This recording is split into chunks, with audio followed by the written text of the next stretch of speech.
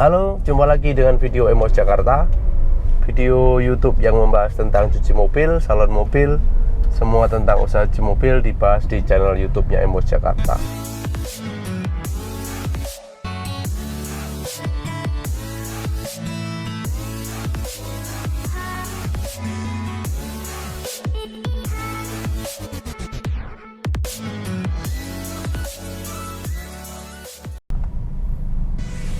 Udah lama nggak bikin konten di mobil ya. Saya aktifkan lagi kamera untuk konten di mobil karena ada satu hal yang perlu saya bahas di konten ini, yaitu tentang beberapa hari terakhir ini banyak komplain yang ini nanti saya mau bagikan, saya mau share supaya menjadi pembelajaran buat kita semua. Sebenarnya kita yang sudah banyak banyak jam terbang di mobil sudah tidak asing lagi dengan konten seperti ini, dengan kejadian seperti ini. Ada beberapa kejadian hari-hari terakhir ini. Sebenarnya kejadian ini setiap bulannya hampir selalu ada, tapi beberapa hari terakhir ini agak intens gitu loh, agak sering. Makanya saya mau bagikan. Jadi begini, ada beberapa kali yang telepon ke saya, kadang tengah malam.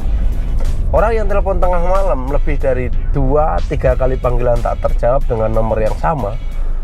Jam 12, jam 1, kadang yang kalau masih 24 jam dulu itu selalu saya angkat. Kalau saya mata saya masih melek, itu selalu saya angkat. Orang yang telepon jam segitu ya, kalau nomor yang sama lebih dari 2 panggilan tak terjawab berarti ada kepentingan. Ini pasti penting sekali, makanya saya harus angkat. Tapi kalau cuma 1 kali terus kemudian saya tunggu lagi nggak diangkat, ini ya kadang saya nggak angkat gitu, kalau sudah larut malam. Nah, kasusnya seperti ini. Ada yang pelanggan itu menanyakan barangnya, jadi kayak kebingungan gitu. Ya saya sendiri pakai mobil seperti ini, ada barang-barang penting yang menurut saya barang itu punya saya dan barang itu penting, saya bawa dan saya tinggal di mobil. Contohnya tas misalnya, atau etol misalnya, atau apalagi misalnya barang-barang penting lah gitu. Ini banyak kali kejadian digeser atau nggak dikembalikan ke posisi semula oleh para pekerja. Ini ya yang banyak terjadi.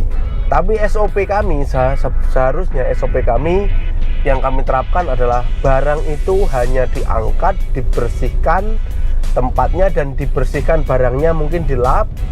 Kalau misalnya barang itu bisa dilap dan dibersihkan. Kalau tidak bisa cuma diangkat saja, dibersihkan bagian yang untuk taruhnya tadi, kemudian dikembalikan seperti semula.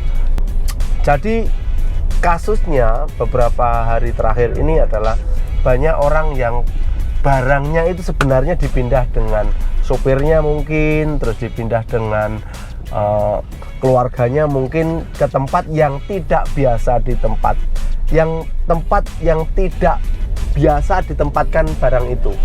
Ngerti nggak sih bahasa saya ini? Jadi misalnya etol ini tempatnya di dashboard. Nah, hari itu etol itu dipindah ke tempat yang lain. Nah, kasusnya telepon yang terakhir itu yang pindah bukan anak-anak, tapi supirnya. Nah, itu saya tidak menyalahkan sama sekali. Saya tidak menyalahkan karena ini resiko cuci mobil. Saya tidak menyalahkan pelanggan ya. Pelanggan itu pasti akan merasa panik, kemudian emosi ada, kemudian menuduh, walaupun tidak secara langsung menuduh gitu, tapi cenderung kayak di sini nih hilangnya, dicuci mobil kamu tadi ada kok gitu. Itu benar loh, tadi ada kok, itu benar loh. benar sekali, pelanggan itu benar. Karena itu barang-barangnya dia, barang-barang pelanggan itu sendiri. Dan mobil itu mobilnya dia, pasti tahu barang itu di mana, naruhnya di mana gitu. Nah ini posisi geser ini kadang tanpa konfirmasi dari keluarga, mungkin tanpa konfirmasi gitu. Terus kadang-kadang anak-anak juga, anak-anak yang cuci mobil ini juga tanpa konfirmasi. Makanya ada pelanggan yang setelah kejadian itu barangnya ketemu, minta maaf dan balik telepon kembali ke saya. Kemudian dia bilang, "Mas, minta maaf ya, sudah bikin gaduh ini. Ternyata barangnya dipindah sama supir saya." "Oh ya Bu, Pak, sama-sama. Saya mengerti dan saya harus bisa menyikapi dengan kata-kata yang biasa. Karena ini kejadian sudah sering sekali dan makanan sehari-hari buat saya khususnya. Buat saya karena memang kejadian-kejadian seperti ini yang membuat saya pintar dicuci mobil itu. Yang membuat kita lebih tahu dan punya pengalaman yang lebih. Kejadian-kejadian seperti ini. Itu. Jadi saya harus informasikan ini, saya bagikan melalui video seperti ini supaya teman-teman lain nanti tahu yang belum buka cuci mobil itu, yang mau buka usaha cuci mobil mungkin, supaya tahu bahwa ada kejadian seperti ini loh nanti di cuci mobil itu. Ada kejadian seperti ini loh di cuci mobil itu. Orang yang bukan pura-pura, orang yang barangnya digeser dan nggak tahu ditaruh di mana, terus kemudian barang itu nggak ada, langsung cuci mobil yang disalahin pertama. Bukan nyalain ya, yang ditanyain pertama pasti cuci mobil. Karena kenapa? Ya wajar saja, cuci mobil itu kan orang yang nyucinya masuk ke dalam-dalam semua. Jadi semua dibersihkan.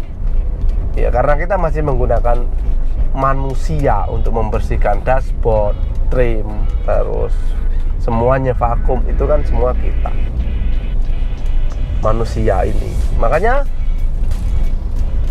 saya sudah nggak heran dan saya bagikan kepada embosser atau calon-calon pengusaha cuci mobil lainnya supaya nanti ketika ada kasus-kasus seperti ini Anda tidak kaget dan heran lagi. Ya karena ada orang yang kondisi mungkin mentalnya atau mungkin kondisinya fisiknya lagi capek, psikologinya sedang moodnya sedang nggak baik, itu bisa langsung marah loh. Telepon ke kita, telepon ke MWOS ini bisa langsung marah. Dia cari bener-bener kemana ini nggak ada, kamu maling ya, kamu mencuri ya. Itu sudah banyak kejadian seperti itu yang mau dilaporkan polisi. Itu sudah makanan sehari-hari. Artinya setiap bulan pasti ada makanan seperti itu, pil-pil pahit yang kita telan seperti itu. Dan saya mau katakan bahwa ini membuat kita pintar, ini membuat kita makin hebat. Jam terbang kita dicuci mobil, kejadian-kejadian seperti ini. Ya tanpa kejadian-kejadian seperti ini kita nggak ada antisipasi. Makanya kejadian-kejadian yang baru seperti ini sebenarnya mengasah kita untuk menciptakan antisipasi di tempat usaha kita gitu kan. Karena Embos ya cabang baru 5, jadi sebulan sekali ada kejadian seperti ini itu sangat wajar. Nanti ketika cabang 10 itu bukan sebulan sekali, seminggu sekali pasti ada kejadian seperti ini. Maka semakin banyak cabang, semakin kita harus bisa mengantisipasi kejadian-kejadian seperti ini. Karena semakin sering, semakin banyak cabang kan kuantiti mobil semakin banyak yang dicuci. Kalau misalnya 5 cabang ini yang dicuci setiap harinya 500 mobil, kalau 10 cabang kan 1000 mobil. Dan 1000 mobil itu pasti ada persoalan di antara 1 atau 2 mobil. Itu udah pasti di antara 1000 mobil. Komplain kurang bersih, barang digeser, terus ada yang kehilangan, terus ada yang baret yang nggak tahu, sama-sama nggak tahu, yang tukang cuci nggak tahu, pemilik juga nggak tahu. Itu nanti akan kita jumpai di jasa cuci mobil. Makanya penting menurut saya bagikan, dan ini satu pengalaman yang saya share. Sebenarnya hal-hal seperti ini termasuk ilmu yang saya bagikan kepada embosser semuanya. Ya gratis loh, gratis ilmu yang saya bagikan, gratis. Karena kenapa? Ya saya ingin semua pengusaha cuci mobil itu bisa profit semualah, tidak mengalami hal-hal yang tidak diinginkan atau bangkrut begitu.